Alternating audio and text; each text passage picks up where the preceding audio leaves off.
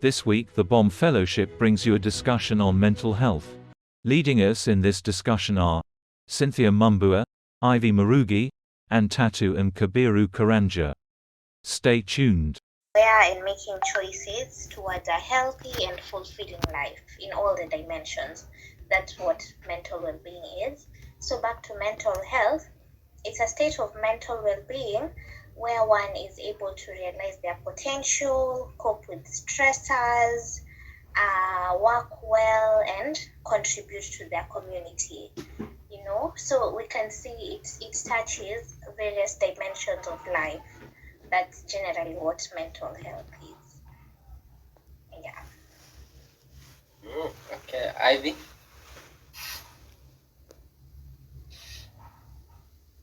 There's not much to add on the definition. She's just really put it well. So I think what we'd love for guys to understand that mental health goes beyond just the mental illnesses that we'll be speaking about. There's a very big difference between mental health and mental illness. I think we'll also be delving a little deeper into that understanding.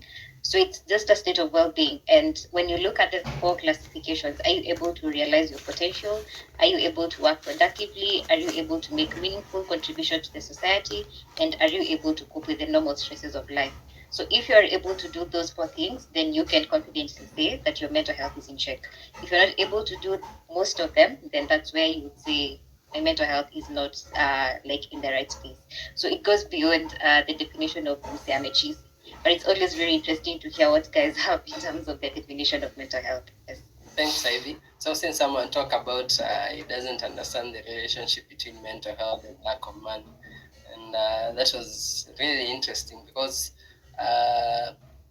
next thing is more about myths and misconception about mental health. Certain things we kind of try to relate and say mental health, how we are trying to relate things, especially with our generation, whereby we've seen, despite the cases, yes, they are kind of raising, and so many talk about they are trying to relate every single thing to mental health.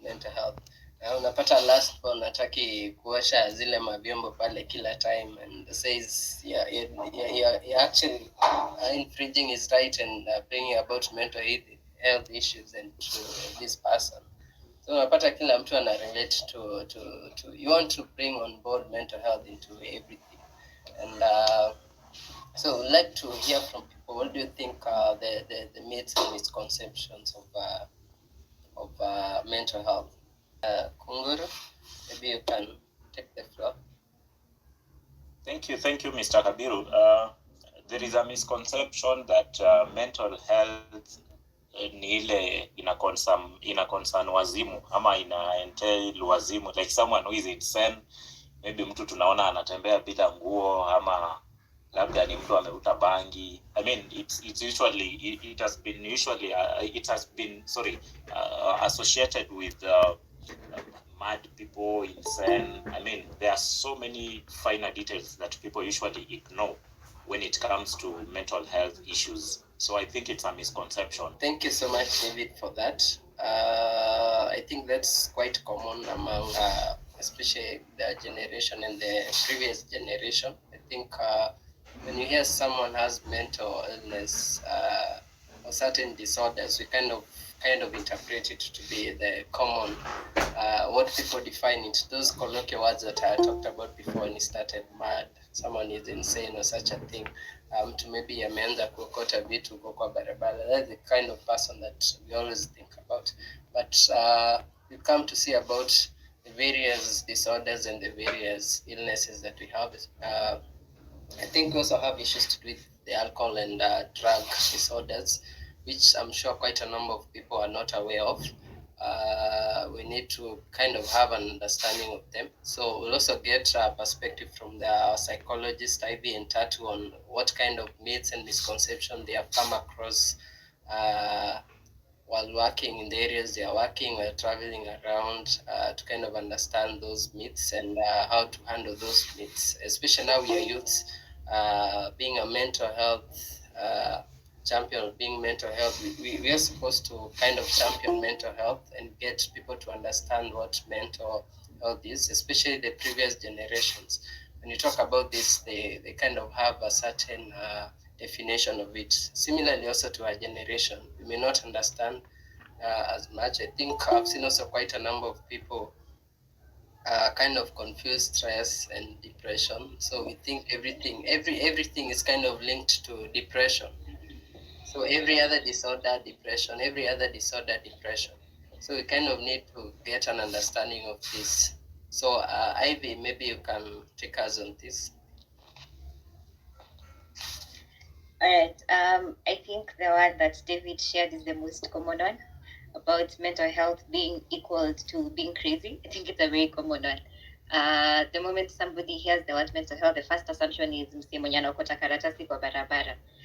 I think what I also heard is about mental illness, being as a result of being cursed. You know, when we look at the African traditional aspect, so we've not gotten to a place where we look at mental illness the same way we would look at physical illness. We don't talk about diabetes being a curse from your grandmother or grandfather as a result of going against societal norms. But the moment you speak about things like depression, anxiety, we now bring in that aspect and say that it's actually a curse, which is not. It's just an illness that manifests itself in terms of the mind. Another misconception I've really come across is that seeking help is usually a sign of weakness. It's actually not, because it helps you gain insight and perspective into the issue that you're going through, and the people around you are able to notice and become aware that our friend is not okay or our family member is not okay, so they're able to support you better. So seeking help and reaching out is never a sign of weakness, but it's a myth that most people usually assume. I've also come across people assuming that teenagers cannot suffer from mental illness. We usually say for them that it's a period of adolescence where we have, hormonal imbalance and everything as they undergo through all the physical and emotional changes with their bodies. But interestingly, from the World Health Organization, a person as young as the age of 14 can actually get a diagnosis of a mental teenagers and assume that it's just a period of adolescence. It could actually, some of the things that they put have low intelligence. It's a myth. Actually, some people can be very smart despite having mental illness. It's just an illness. It doesn't stop you from functioning every other day of your life. There's a way you can be able to manage and still become fruitful and very productive within your species. So it's never a sign of low intelligence. The last one I think would be, those are the ones I so far know. Yeah. Thank you so much, Ivy. I think there's quite an important point that she talked about their vulnerability being seen as it's kind of something that we are against, especially when it comes to the men. I think we've seen the memes going around talking about mwanaume hafai, kufanya this and this. And it's something that is kind of really ruining our generation, especially when we're not kind of letting out when we have issues. And I think it's something like I've taken an initiative personally, even with my friends. I always say when you're getting to my house, you get a basket at the door and you have to put your phone there. Because when you come here, we need to have conversation. It's not about we're here and we're just on our phones. Well, why should we be on our phone trying to talk to someone else is miles away when we have someone next to us we need to talk to? So that's something that I've really seen a lot, and especially these myths that's coming about mwanaume afai and afai kufanya this and this, and so letting out has become an issue, especially for men and the younger generation, the young guys, and it's something that has been there quite a while. And I think even now with the modern way of parenting has kind of changed to people kind of having that bond with their parents so that you're able to understand their issues. So I think we'll be discussing also more on that. I've seen Tatu, you can also comment on that. And then Cynthia, I've seen Cynthia has joined us. She'll also comment. Tatu? Okay, thank you, Eric. I think mine, I'll just add something small. And one is just to echo on what you said while starting. When defining mental illness, we say that it's characterized by clinically significant disturbance, either in your cognition, behavior, emotions.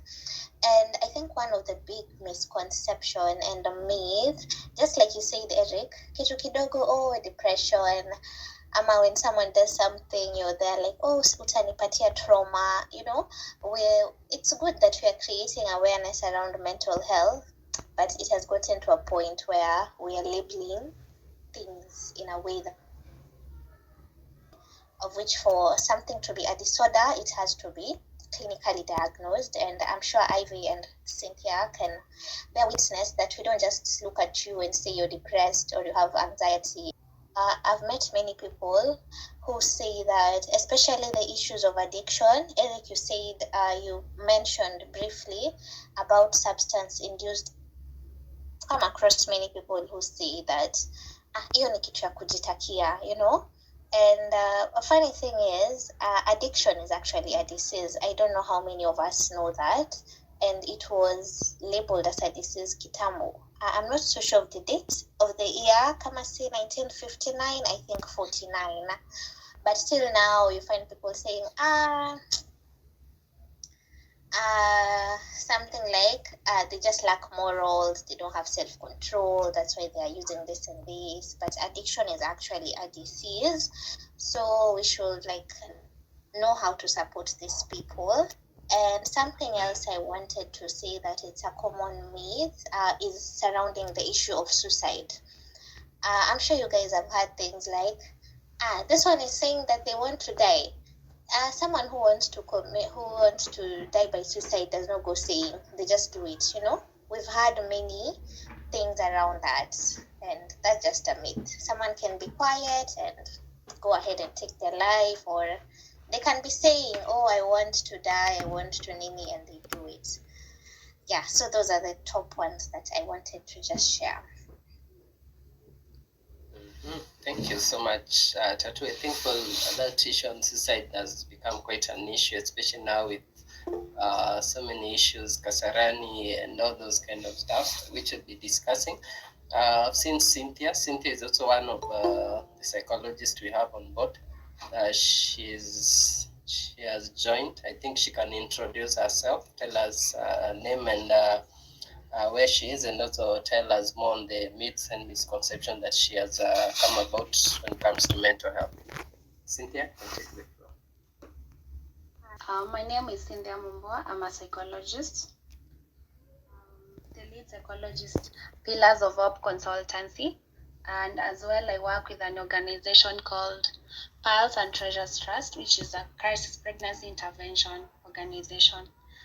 I'm happy to be here.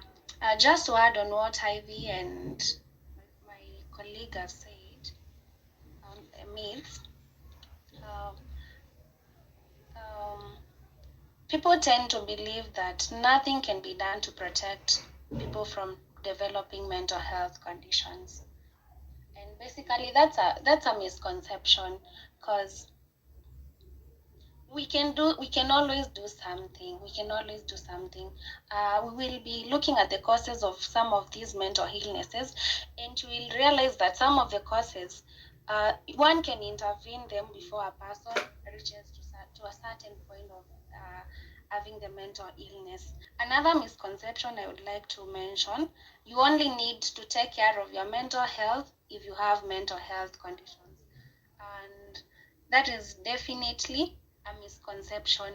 Self-care is very, very important. You don't have to wait to the point where you are not feeling totally okay, especially when it comes to your mental health. It's very, very okay and recommended for you to take care of yourself. You don't have to wait for you to have any kind of a mental health condition or any kind of a mental illness. The others have already been said by Ivy and Anne. Thank you. Okay, thank you so much. I think Cynthia talked of something that is really quite important. I think we have the misconception that everyone who goes to see a psychologist, you have certain issues, you're mad or something common, and you'll find people shy away to kind of have discussions around with their psychologists or maybe psychiatrists and all those people. people to get understanding of how they are going on with their lives and all that. That is something that I think at the moment you're also seeing quite a number of even employers who are bringing on board a kind of benefit, a medical benefit for people to kind of go just for psychological checkup. So mental health, as much as mental illnesses, as much as we can't see them, it's not something that you can see, like or you can. How would I define it? It's not something that you can see or something. It's not something like how you see someone is hurt, that's a wound, and you can see that's a wound, and you feel this person needs to go to hospital.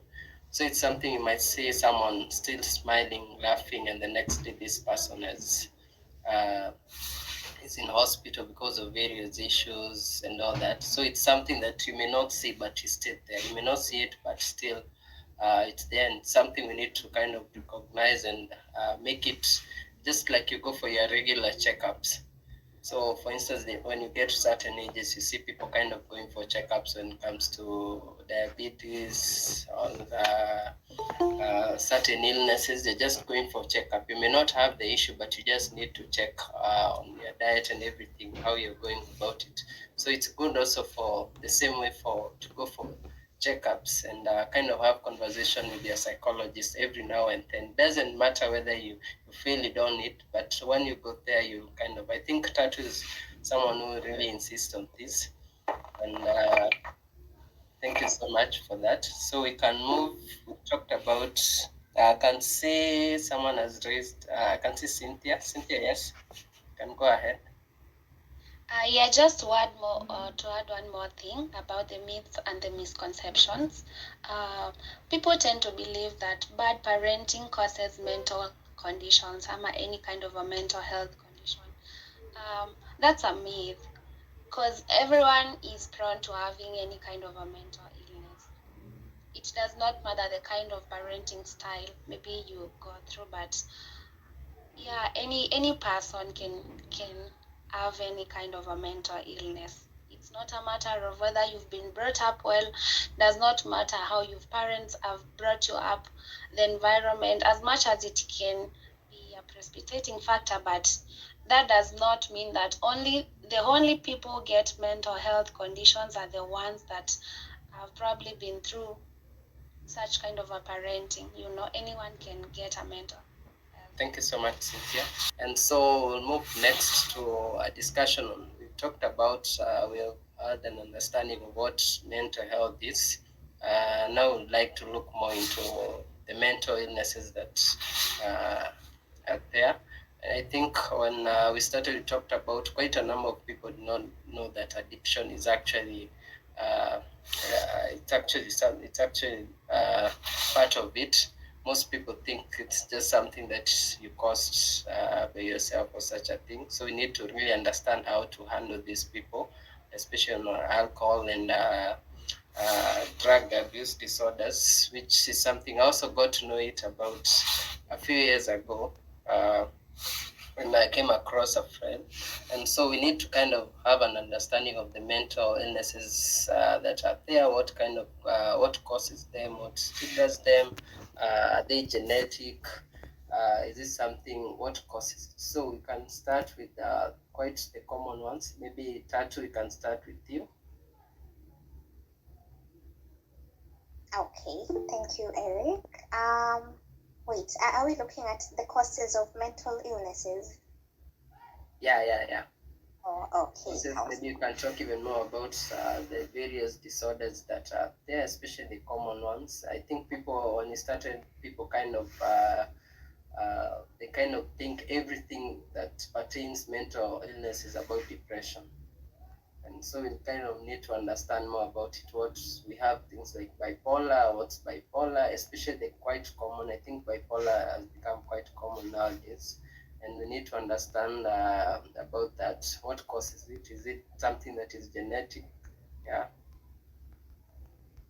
Okay, sawa. So, just like we said briefly, mental disorders are characterized by clinically significant disturbance in one's behavior, emotion, and cognition. And just like Eric said, to be honest, the stats are quite alarming. I recently found out that it's 1 in every 4 Kenyans that has a mental illness. That's quite a large number. Like hapa we are 36. So it's like 9 of us, statistically speaking, and maybe even it's more. And when we're talking about the youth and adolescents, it's 1 in 8. Yeah. So, and I think that research was done in 2022. By now, I don't know, maybe the numbers are high or low. Okay? So the most common mental illnesses are we have depression, anxiety, PTSD, schizophrenia. Eric just mentioned about bipolar, and we also have which one is this? Nowadays we have the gender dysphoria, which is coming up. I'm sure you guys have had the issues of LGBTQI, transgenders, nini. Yeah, so the gender dysphoria one is also there. We also have issues of self-harm and suicide. And someone, I think Victor, just typed in the chat about the substance abuse disorders. That's also a really common one. NACADA recently published their research for 2023, and those stats were quite alarming. I think maybe I can share with you guys after if you haven't come across it. It's just showing the number of mental illnesses that are attributed to by either alcohol, cards, how the drugs are being abused per county, the age groups. It's a really resourceful document. So yeah, and like I mentioned briefly starting, we have like a manual, and we have so many mental disorders, right from sleeping to eating disorders. We have which one is this? We have sexual disorders, and we also have gambling. Yeah, like it's a vast thing. And maybe I'll just mention a few of the causes. While looking at the causes, we often look at a biopsychosocial approach, because they are not only biological causes to mental illnesses. We have the psychological ones, and we also have social causes, which most people refer to as environmental causes also. And the one that really blows my mind is the prenatal damage. I don't know if you guys know that the what is it called? Like a child can be exposed to mental illnesses depending on the conditions that the mother has during her pregnancy. So this is something that does not start right after birth. It can start even during pregnancy. If the mother is exposed to stressful condition, that can be a predisposing factor. What else? If the mother is using drugs, certain illnesses. So we also have prenatal causes, which we are really trying to look at right now, so that to ensure that the health of the mother is in check, which translates to a healthy baby also. And we have also genetics. Most of the mental illnesses that have a genetic aspect to it are schizophrenia, ADHD. I was just looking at the statistics for ADHD. ADHD is attention deficit and hyperactivity disorder. It's actually at 74%. That's so high. And major depressive disorder also. Depression has some genetic aspects to it. Then we also have injury to the brain. There are certain disorders that are attributed to injury to the brain. We all know, like there are various parts of the brain that work in various ways. We have maybe the frontal lobe. It's responsible for attention, memory, the complex issues. So in the event that it's damaged, there's a certain activity that someone won't be able to perform normally, and that's why people are saying when a kid is small, you see a child falling, maybe they're always falling with their head. Many a times when the kid grows, you find that maybe kwa shule kidogo ni kama hashiki vizuri, ama the kid is slow, yeah, so it's because of injury to the brain. Or if you see an alcoholic who's always falling and hitting their head, it's quite risky. Yeah, then substance use, it's also a common cause of mental illnesses. We have various drugs, like drugs-induced psychosis. We have alcohol-induced psychosis. Starting, I said I work in Mombasa, and before I started working, I honestly thought, okay, I knew that cat, mugukamira is a drug, but it's still I started working that I saw people who have actual psychosis, like ile wazimu serious, just from chewing cat. It's that bad. So we also have cat-induced psychosis, marijuana-induced, which is the other common one I have seen. Heroin is really common here down at the coast. Yeah, and the last one I'll just talk about, then I just leave my colleagues to continue, is neurotransmitter systems. We all know about dopamine, the feel-good hormone, serotonin. These drugs, they regulate our emotions and everything, So like for someone who is schizophrenic, the dopamine is usually higher than expected, and for some diseases like ADHD, it's usually kidogo. That's why in the treatment, you find medicines like the SSRIs, which inhibit the serotonin intake so that that person can have enough serotonin to enable them function normally. So we also have the issue of neurotransmitter system that can be a cause of mental illnesses. So that was the biological bit. Maybe I'll hand over to Cynthia and Ivy to continue. Ivy? Right. I think I can say that Anne has really built on the biological ones. I don't know if she had mentioned that some types of personality can actually predispose you to mental illness. That's maybe what I would add on top of the biological causes that she had mentioned. So when we speak about the social causes, or rather what she also said could be referred to as environmental, exposure to stressful environments could be your workplace, could be coming from families that are dysfunctional, or relationships that are not really in the best of space can also be predisposers. Like you're in a stressful environment that doesn't give you chance to just be able to manage based on your own. And then also going through stressful life events, things such as death, job loss, divorce, losing a loved one. If you are not able to tackle some of those stressful life events in the best possible way, then it could actually be a predisposer to mental illnesses like depression and anxiety. And then also the lack of a strong social support system to help you in recovery through whatever it is that you're going through, and especially these stressful life events or the stressful environments that you could be in could also be a predisposer. Yeah, that's it for the social ones. Okay, thank you. I think Ivy, we can start with you. There's a question that was asked on what's the relationship between mental health and lack of money. What do you think about that? The relationship is that lack of money can actually make you feel really stressed.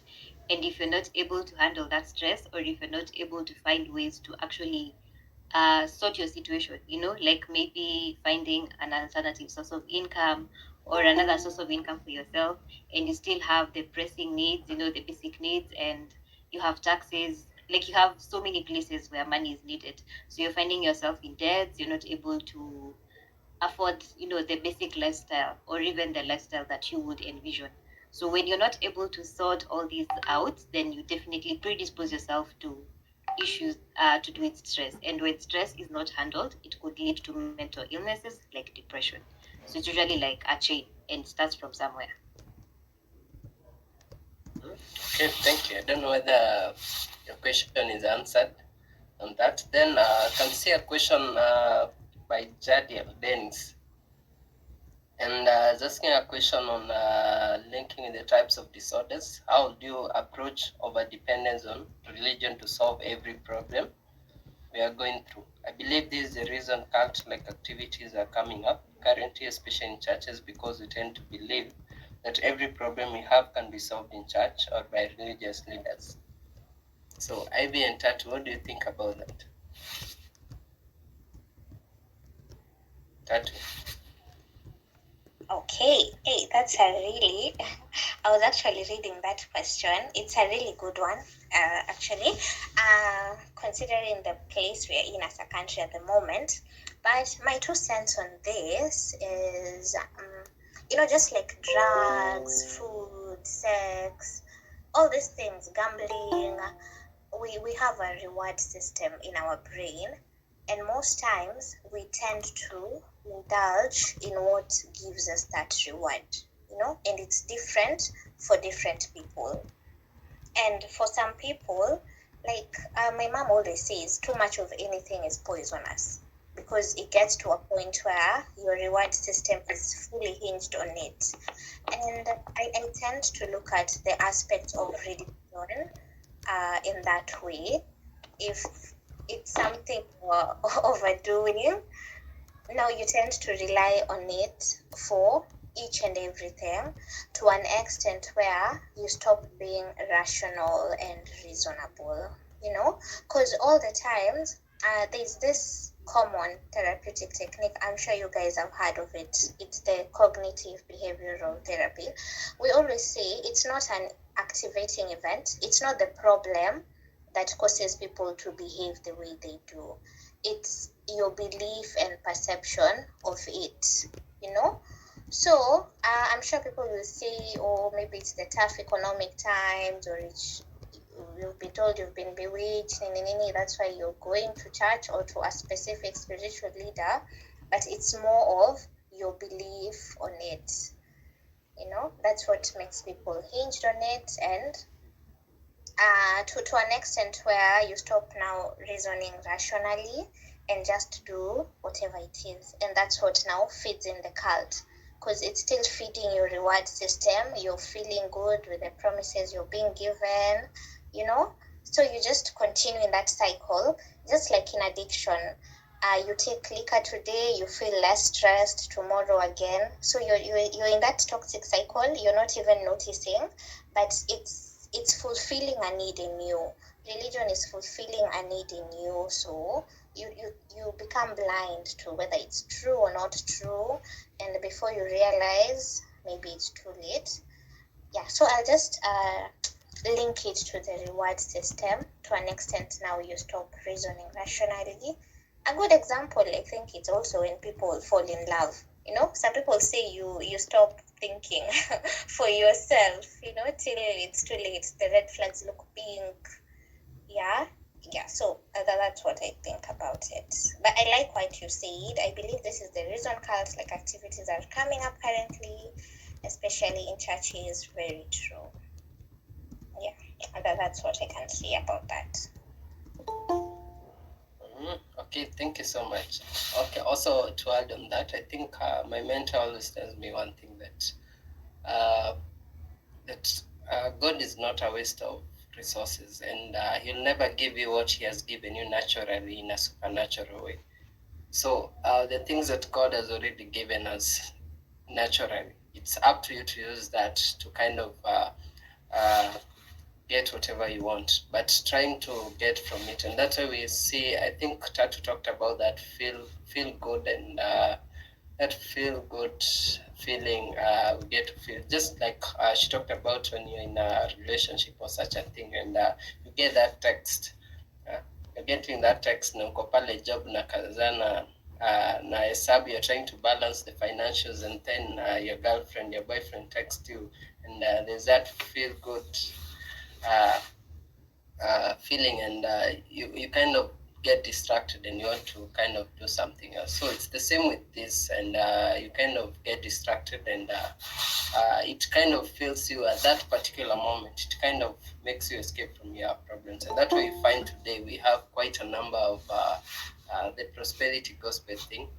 which kind of brings people to kind of feel now I need to take everything I make, I need to sell all my properties, I need to do this and take it to church. And so that already you're getting that feel good. This will happen because something good will happen because I've done this. And especially now we have kind of, especially looking at the economic downturn currently and all those things. And so we are trying to find hope in different places. And so where you're finding the hope, that's where you kind of go. And I think there's this argument also on you'll find people kind of they go to drink a lot and they say that is where they kind of find their solace and such kind of things. That is where they feel that their hope is coming back to them. And so we need to kind of curtail where are we getting our hope from and how to handle that. And we'll be discussing more on how to handle certain things and how to handle mental illness, the kind of I think Ivy, when we are starting, talked about the various ways they are kind of trying to deal with this, with healings, with healing invisible holds, and also Tatu will also tell us more on that, and I also talk more about that with what we are doing with Golden Hearts. Yeah, I think Ivy, do you have a take on that? What's your 2 cents on that? No, I think all I can add is these said pastors have also found a way of capitalizing on all of it. So it's like they've really perfected the craft of being able to sweet talk their audiences using the reward system that Anne is speaking about. So they're able to keep their followers on toes of something is good is going to come if you do this. So yeah, they've perfected that, and that's why they are able to actually win a lot of masses. And then the lack of awareness that life stressors will always be present and there are alternatives to actually solving those stressors as compared to just thinking entirely on religion. That lack of awareness that there are other things you can be able to do to tackle your issues is also what is contributing to them now entirely relying on that and now falling into the traps of these people that have really perfected that art. Okay, thank you so much for that. Then I think always feel free if you have any question to pose on those disorders. I think there are quite a number, so many, and I'm sure some may not understand what PTSD is, what bipolar is. There are quite a number, and so I think Tatu talked about there's a manual, and if you go through it, I don't know how many pages it is. It's quite big. I think I read it, and I was like, things you don't even understand how they exist and all those things. But once you go through it, you're able to kind of know there are quite a number of issues. So always feel free. You can always chat your question on the chat box on any of those, especially we also talked about, I think now we can talk about there are also issues on the traumas maybe that we went through. I think Tatu talked about that, or Ivy. I think we can also go now to talk about how do we handle this. I think someone has posed a question on how we can handle that. Someone that is, I think that is Patricia, talked about how can we help someone with substance abuse disorder. So maybe you can go to looking at how we can handle such people. Maybe Ivy and Tatu. Ivy, you can go first. You can tell us about how to handle. I think most people don't know how to do this. And someone told me once that don't be a therapist to your friends. And it's a fact because you may not know how to handle this person. It's just the same thing I remember once. Actually, an auntie saying that you may never understand the pain, especially when it comes to the loss of someone. You may never understand the pain of anyone. It doesn't matter you've gone through the same issue. You've lost a dad, you've lost a brother, you've lost a mom, you've lost someone you love. Doesn't matter that you've lost, you've been through the same situation. You may never understand the situation of that person. Uh, that our pain is kind of different and how we handle it is kind of different. So let's dive deeper into getting to understand how we can handle such people. Uh, on this, we'll also kind of talk about the various toll numbers and help desk that you can always contact in case of anything. I think there are quite a number which people may not know that actually even at the moment there are numbers that you can call any day, anytime. They are 24/7. You can talk to anyone and they are free of charge. There's some that are paid. I think we'll also talk about, I think NH also offers some services on that, which is, I think, for anyone, I don't remember exactly, is it anyone below 18 or the age of something? I think that will remind us on that. We don't pay, and someone above the age of 25, I think you pay 500. But you can always get access to this psychologist anytime, any day, and you can kind of know how to handle some of those issues. So Ivy, you can check us on that. All right. So I think I can first start by trying to respond to the question on the chat box about how to help somebody with a substance use disorder.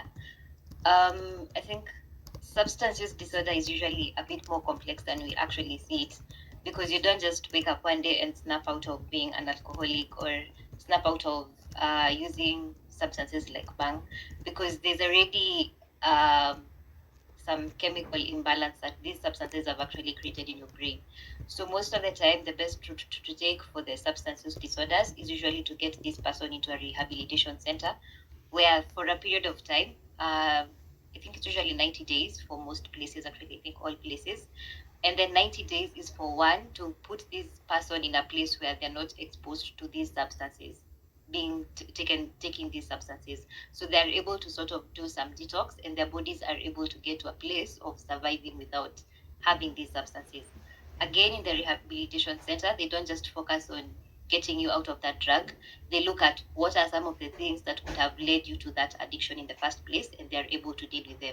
So what life stressors have you been predisposed to that probably led you to becoming an addict? Are you going through some family issues? Is it your relationships? Is it your workplace? Is it things to do with your personality? Do you not know how to handle your stressors? So they're able to handle those issues. And you are also taken through some psychoeducation classes where you're able to learn basic things like stress management, so that by the time you're getting out of that rehabilitation center, if another life stressor hits you, you don't automatically want just to go back rushing to the substance to be able to get your relief. So that is usually the best route to take most of the time when it comes to the substance use disorders. Again, once the person is out of rehabilitation, it doesn't stop there. They're advised to continue joining something we call alcoholic anonymous groups within wherever they are, so that they're able to link with other recovering addicts. They're able to support each other in that journey until somebody can proudly get to a place of saying, it's been 1 year of me not using these substances. For you as that person, I think it would be to start that conversation and let this person actually see that I am in a space where I actually need help. And 1, 2, 3 things in my life are not okay as a result of me using that substance. So bring them to that realization, because sometimes they're so deep into their addiction that they actually do not realize the effects that it is having on them, on their finances, and on the people that love them. Be supportive, don't be harsh on them. Okay, be harsh on them in a way that you're telling them the truth that this is actually causing you harm, and push them now in the right direction to be able to seek help. But again, be supportive and work with them in that journey. I know rehabilitation centers, the private ones are a bit pricey, but the public ones, sometimes NHIF covers to almost half the cost, and it's usually a space where you can be able to actually deal with your addiction. So back to the question on how we can be able to support friends or loved ones that are going through mental health challenges. I think I would first start by saying people deal with their issues differently. So it's very important for you to tailor your help according to the person. Simply because this worked for a certain friend, you don't necessarily translate it to somebody else and it works. So tailor it to the needs of the person that you're dealing with. And it's very okay to, number one, for example, ask them, how would you want me to be there for you? Because sometimes maybe they don't want the presence of people. They don't want you nagging them with questions of, how are you okay? Let it come from them on how best they would want to be supported. They can tell you, I just simply want you to be around. I simply want you to listen to me. I simply want you to call and check up on me. So when they tell you this is how I would want you to support, then you can go that way. That's usually, I think, the most easiest way to take. Number two, you can offer to do basic things for them. Doesn't have to be anything exaggerated. You can offer to shop for them. You can offer to clean up their place. You can offer to, accompany them to do something that they love. Because sometimes when a person is experiencing these mental health issues, they usually get to a place where they forget to take care of themselves. So even the most basic things they're not able to do for themselves, you can offer to do that. That is still you being part of their life. You can offer to do something that they love doing, accompany them. If it's maybe playing football, if they love going to the theater, if they love listening to music, just be present as they do that thing. On the part of listening, I think I would say try and, as much as possible, don't rush to give solutions, because that's what you usually want to jump on. A book, go try this, it's going to work. So don't rush to giving solutions when somebody comes opening up to you. Don't belittle their problems. And by belittling, I mean somebody starts telling you, hey, I've been going through this. They're not even done with their talking and you're already jumping like, hey, unasema wewe, wacha nikwambie story yangu. So you start giving them your own version of whatever you're going through. So it sort of makes the person feel like whatever issues they're going through are not validated.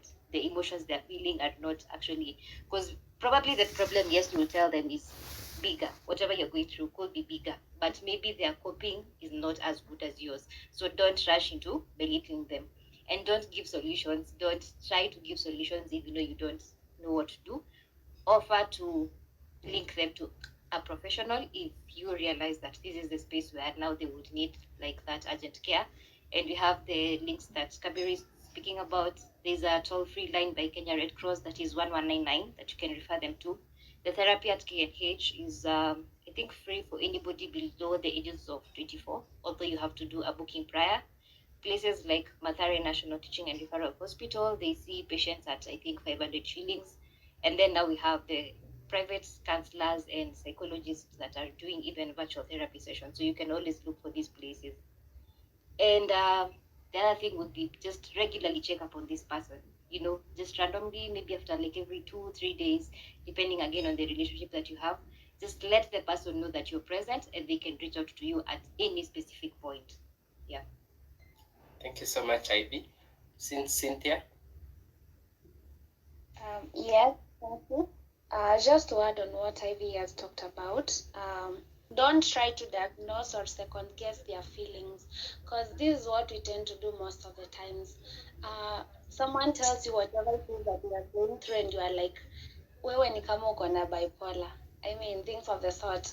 Eti unafaa kwenda rehab and things of the sort. Don't rush into diagnosing them. Don't be a therapist when you are not one. Don't be a counselor while you're not one. Just give them the social support that they need. Just be there for them in the way that you're supposed to be there for them. You can probably talk to them about self-care. Encourage them to do the basic things that they are supposed to do, because you tend to realize that most of these times when one has a mental health condition, we tend even to forget about the basic things that we are supposed to do, like kukula, kulala, and things of the sort. Remind because why it is important to also put questions in the head. Don't ask them close-ended questions. You can probably ask someone, what makes you feel, but usiulize tu mse swali yenye itamfanya tu akwambie yes or no. Ask a question in a manner that it will give you information without making them feel it's like you are asking too many questions, because in most times at some point one does not even want to be questioned about what they are going through. You might ask someone a question and you're making them feel irritable and things of the sort. Ask them open-ended questions. Give them a time and a moment to share as much as they can, or as little as they want to. Don't make them share to the extent that they aren't comfortable. Allow someone to be themselves. Let them share as much as they can and as little as they want to. It's not a matter of what you want to hear from them. It's not a matter of you want to get the full story of what they are going through. It's a matter of, from the point they are talking about what they are going through, are they comfortable? Are you okay when talking about all it is that you're experiencing? Isikuwe ni kama unataka kupata story ya kwenda kuambia watu wengine. Let them talk about what they want to talk about and that they are comfortable with. Know your limits. Don't push someone to the extent that they feel it's like you are getting too much into their space. Like you're no longer helping them anymore. Ni kama sasa unaanza kukua one of the burdens that you are trying to deal with, know your limits. Understand to what extent am I supposed to go. As much as I need to support you, get the difference that you cannot support someone 100%. Do what you're supposed to do. Don't make them feel like it's like, hey, you're being too much. Hata kama unataka kunisaidia, no. And I would also want to mention something on responding to a crisis. You get to find that some of these mental illnesses inaweza kwa crisis. Kama someone who is suicidal, someone who has suicidal thoughts, probably they are planning even to procure the suicide and things of the sort. How can you respond to such a crisis? Listen without making judgments. Don't be a judgmental person. I mean, kuna venye tunapenda kuambia wase, mzee, yani tu unaona tu unataka tu kujitoa uhai and things of the sort. You probably at that moment you don't know what it is that it has pushed them to such a point. Don't be judgmental.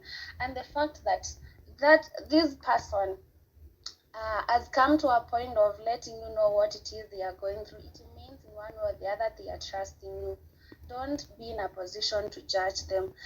Ask them what you would help them with. Don't just assume they just probably want you to talk to them. Don't make any assumptions on the kind of help they need from you.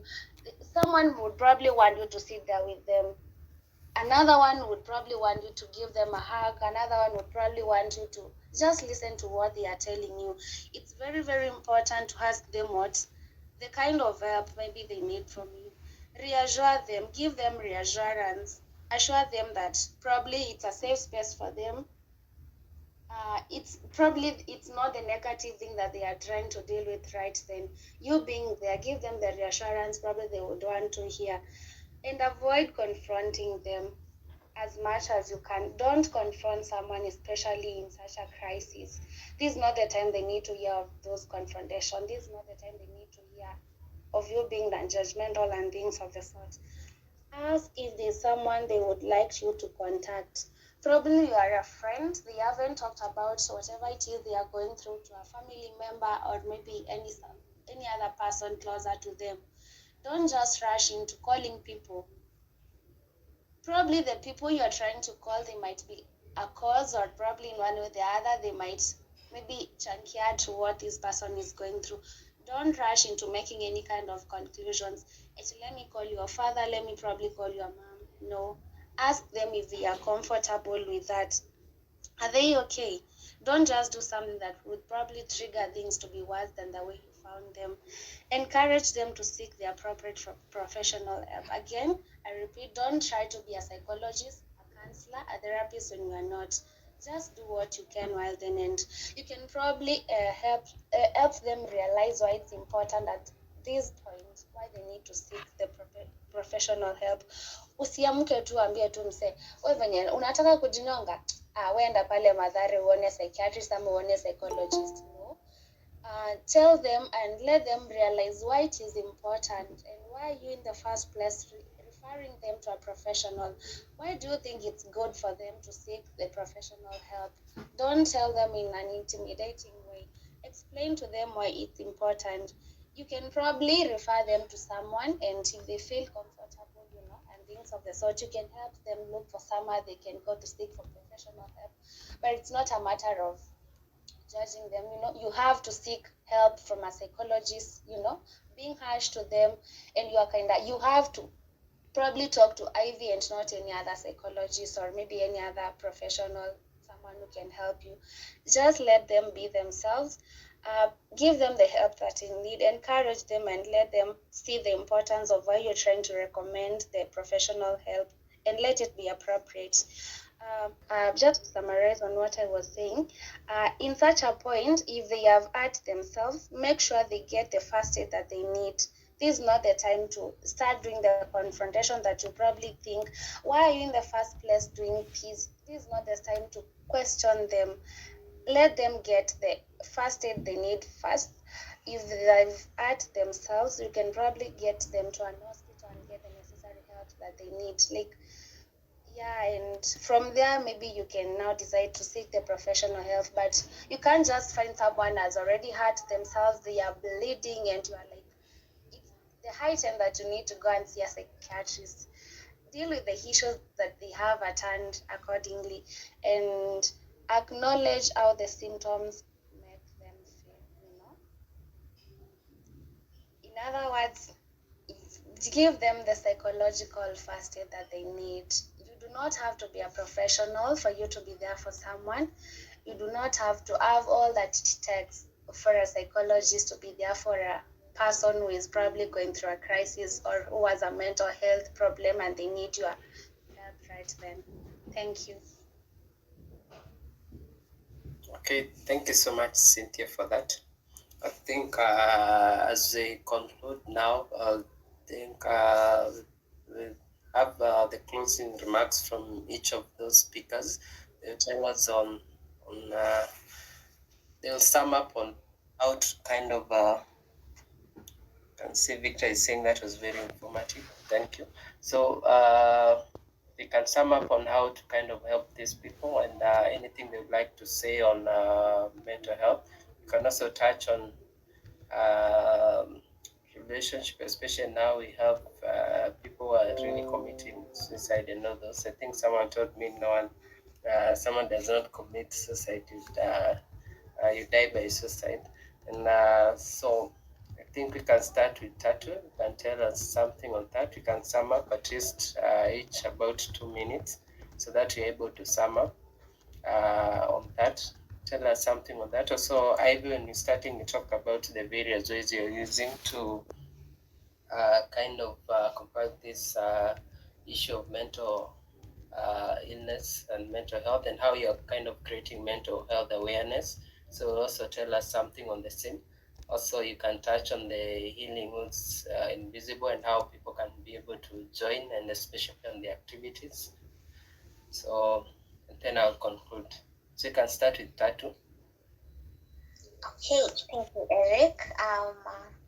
Hey, yeah, the relationship thing it's a big one. It's a big one. Someone hapa tu karibu na home died by suicide. Not so many days ago, you know, a really young girl. So yeah, it's a tough one. I think what I'll say about relationships is we need to try and strive to maintain our individuality. You know, yeah, I know the whole aspect of two become one, but don't forget who you are. Sometimes you get so immersed into someone, I don't know, but I feel like you need to still know who you are, know your strengths, know your worth, you know, and keep working on yourself. Especially, I think once you get into a relationship, the more you should be intentional in working on yourself, checking on your mental well-being. I think that will help us in a lot of ways. Yani tusijisahau, let's not get comfortable. Don't rely on someone else to be your everything, sorry to say, or to be your stress reliever and everything. Just strive to maintain your individuality. Then on the aspect of helping these people who have mental health issues, I think one thing I've seen work is just be kind, you know. There's a lot going on, and the least you can be is being kind. It doesn't cost a thing. There's this mantra I always love: humankind, be both. Be human, be kind. And also reassure people. You know, sometimes you only need one word to make you feel good or to make you feel like you're not the loser you think you are. So reassure your friend. You know, someone doesn't have to be down with depression for you to now start telling them how good they are. There's this thing that people like saying nowadays: give people their flowers while they're still alive. Tell them they're smart. Tell people you love them over and over again. Make it weird, you know. Yeah. And just to wind, just the last thing, few seconds on the issue of helping someone with substance use. Ivy mentioned a lot on the rehab thing and everything, but there's also the biological aspect of it. I don't know if you guys have heard of methadone. We have the methadone treatment. Okay, sorry for saying methadone, but the medically assisted therapy. There are some drugs that people can be helped with for alcohol, tobacco, and heroin addiction, and it helps for especially for those who are not in a position to go to rehab. It really helps them. And we also have the tapering off. You can be reassuring someone, encouraging them to taper down, just reduce their dose kidogo kidogo. I've seen it work and help. So yeah, thank you. Thank you so much, Tatu. Ivy. All right. So I think mine would be to say kudos to you, Kabir, and your team for thinking of actually having this kind of a discussion. Because most times when we actually look at the statistics that you are mentioning, to us, they just look like numbers when you're speaking about suicide and depression and anxiety. But these are people that are people's spouses, are people's colleagues at work, are people's family and friends. So we should not get ourselves to a place of actually waiting to see it to happening to somebody so that you get convinced that mental health issues are actually a big thing. So it's about us being intentional about taking care of yourself. And as much as we want to support other people, remember that you can also not pour from an empty cup. So make sure that you are pouring into your own cup, you're taking care of yourself, you're being intentional. Stressors will always be a part of life, so it's about you figuring out how do you deal with these stressors so that you're able to stay afloat and be as fruitful and productive as possible, no matter whatever life challenges are throwing at you. So please fill your cup before you even thinking of going outside to fill other people's cups and take care of them. You'd asked me to speak about what we do as healing invisible wounds. So the term is very suggestive of we are walking around wearing emotional masks and pretending to the world that we are very okay, we have it all figured out, But deep inside, we have so many unhealed traumas and things that we have not processed. We are happy on the outside, but really hurting and not okay on the inside. So ours is an encouragement that we need to become real with ourselves if we are at all supposed to start healing in the first place. And we do a lot of awareness on mental health and mental illness, and just provide spaces for young people to find that psychosocial support, such that as whatever life stresses that they're going through, they know they can always have a space to go back to find that support that they need. So we have a couple of programs, right from capacity building trainings on things like psychological first aid. So we train you to become somebody that can help somebody that is in crisis or distress before you transfer them to a professional. We have that. Then we do outreach programs to schools, to churches, to any organized group that gets to invite us, even to mental health workplaces. We do professional linking of anybody that is in need of these services, like, for example, therapy. And through our network, we are able to link you to psychologists that offer these services at subsidized rates. And for the very dire cases, on a case-to-case basis, sometimes pro bono can actually be given within our network. Besides that, we also do a lot of things called experiential activities. So these are outdoor activities that give you a space to practically learn self-care, a space where you can be able to form very nice social connections, and a space where you're able to take care of your physical health. So things like hikes, we do swimming, we do Zumba, we do aerobics, we do psychosocial camps, just providing that space where you're having fun, but at the same time you're learning about self-care and you're also being able to connect with other young people. And I think the way Kabir, you had mentioned that there's a manual that helps you to read through all these mental illnesses with very complicated language. For us at the moment, we are trying to work on doing a layman's language, so that you don't have to go to the internet and read about depression on this site and go to the other one and read about anxiety. So we are trying to put all that information. It is going to be out by the end of the year. So for anyone that would want, get linked to somebody that can offer them support or anything, Instagram, Facebook, and Twitter, a DM, and there'll definitely be somebody to answer you. Thank you so much for having me. Thank you so much, Ivy. That's really great. So I think on the various platforms. It's Healing Invisible Wounds. You can go check them out. They're really doing a great job. Cynthia, are you ready? Yeah, thank you so much. Mine is very short.